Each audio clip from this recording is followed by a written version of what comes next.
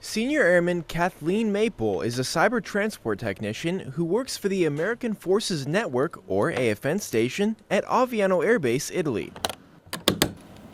This special duty assignment throws unique challenges her way that always keep her learning. I am a maintainer here at Aviano for the broadcasters. What I do is fix any technical issues that they have, whether it's on the radio, computers, any software issues that they have. Along with her knowledge of fixing broadcast equipment and software, Senior Airman Maple also sets up equipment to aid the radio DJs. Today, she's setting up a remote transmitter from a hangar on Aviano, which will send out a live signal back to the radio DJ.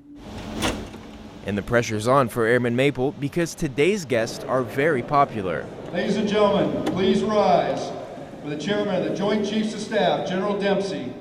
Knowing that General Dempsey was able to get his message out to a wider audience, I'm very happy about that.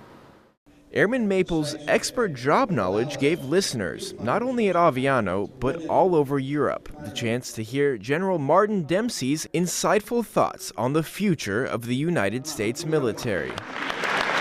Senior Airman Roman Weber, Aviano Air Base, Italy.